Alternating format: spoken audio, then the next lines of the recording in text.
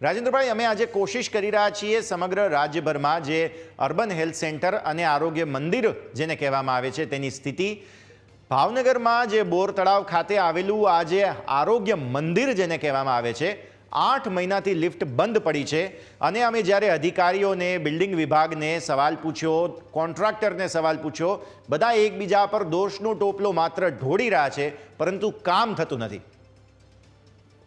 આમાં એવું છે ને ભાઈ, આ લોકોની લાલિયાવાડી જેવું છે કામકાજ. સમજ્યા? ઓલો રીંગણાની કહેવત છે ને કે વાડીએ ખેડૂત ન હોય ને કોઈ જાય તો કે લવ 2-4 તક લેન 10-12. એટલે આ લોકોને એકલો ક્યાં ભ્રષ્ટાચાર થાય વિકાસના નામે એ સિવાય કોઈ રસ નથી. આમ સુવિધા, આમ પબ્લિકમાં એમને કાંઈ પણ કરવું નથી. એમને તો બસ આ જે તમે લિફ્ટની વાત કરી, ઘણા ટાઈમથી લિફ્ટ બંધ છે, એ આપની વાત સાચી. બોર તળાવ જે મંદિર અહીંયા આરોગ્ય સેન્ટરની વાત કરો છો ને, આરોગ્ય કેન્દ્ર? જી, બોર તળાવ.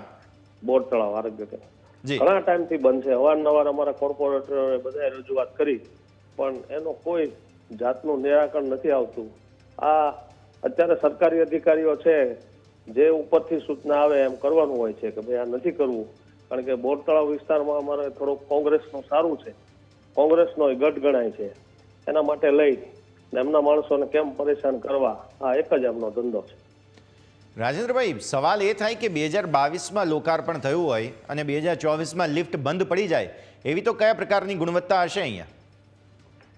મેં પહેલા કહ્યું ને કે એટલો ભ્રષ્ટાચાર છે. મોડામાં મોડી એક તો ટેન્ડર પાડીને ઊંચી કંપનીની પહેલા જાહેરાતો આપે, પછી જે એજન્સી અરે એના અધિકારીઓ એજન્સી અને ત્યાંના લાગતા ઓળખતા જે કોર્પોરેટરો હોય કે એના ચેરમેનો હોય એમને પછી જે હલકામાં હલકી ગુણવત્તાવાળી હોય લિફ્ટ બેસાડી દેવાની અને બિલ પૂરેપૂરું જે ઊંચી રકમનું બિલ લિફ્ટ બિલ લેવાનું.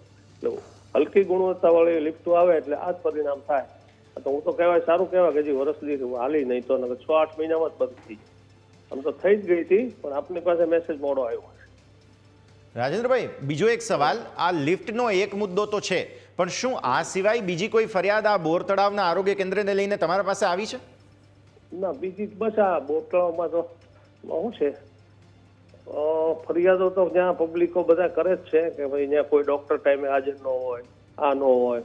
કારણ કે બધું લાલિયાવાડી જેવું ચાલે છે. આમાં તો જેટલું કહીએ એટલું ઓછું છે.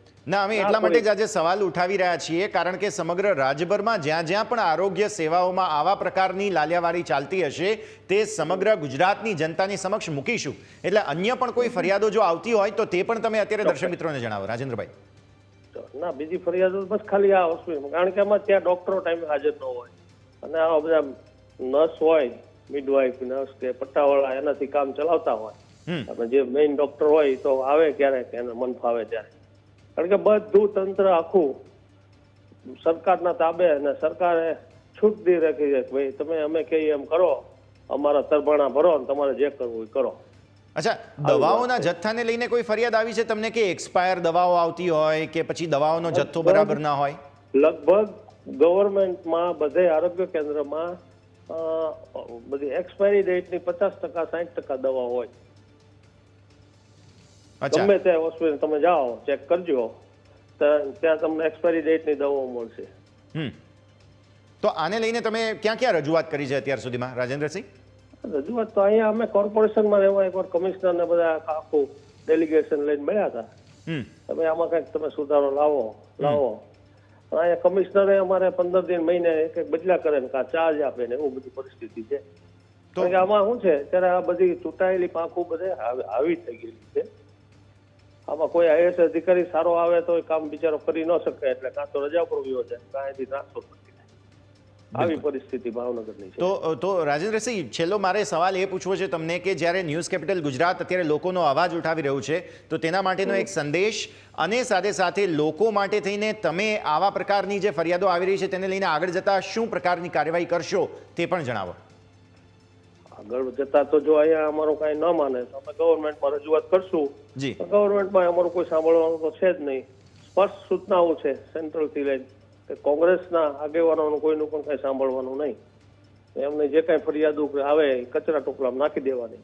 અમે તો પબ્લિક માટે ઘણું કરવી છીએ, પણ દુઃખ સાથે છતાં કહેવું પડે છે આ બોર તળાવની તો અમારો કોંગ્રેસનો વિસ્તાર, પણ બીજા માટે અમે સંઘર્ષ કરવી છીએ પણ છતાં ચૂંટણીઓ આવે ત્યારે તો એ લોકો કોઈ પણ, કારણ કે નાની પ્રજા બધી હોય તો વેચાઈ જાય છે. આ લોકો પૈસા દારૂ સિવાય બીજો ધંધો કરતા નથી. લાસ્ટ 2 દિવસ હોય અમારે, હું તમને કહું, સિંહોર નગરપાલિકા કોંગ્રેસનું બહુ સારું હતું, તળાજા સિંહોર નગરપાલિકાઓ, બરાબર, કે ભાઈ કોંગ્રેસ સત્તા, પ્રજા એમ કહેતી હતી કોંગ્રેસ આવશે આવશે. છેલ્લી 2 રાતમાં 20,000 રૂપિયા, એક ઘરમાં 5 મત હોય તો ₹1,00,000 અને 5 ચપટા દારૂને આપી દેવાના, એટલે માણસ ફરી ગયો, મત દઈ આવે બીજેપી.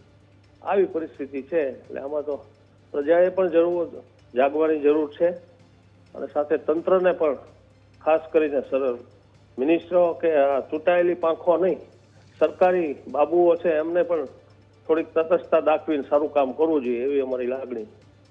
બિલકુલ. અને રાજેન્દ્રસિંહ, શું તમને એવું લાગે છે કે આ ચૂંટણીને કારણે, અથવા તો તમે જેમ કહી રહ્યા છો કે કોંગ્રેસનો ગઢ ગણાય છે, એના કારણે થઈને અહીં વાલા દવલાની નીતિ બોર તળાવ આરોગ્ય કેન્દ્રમાં થઈ રહી છે?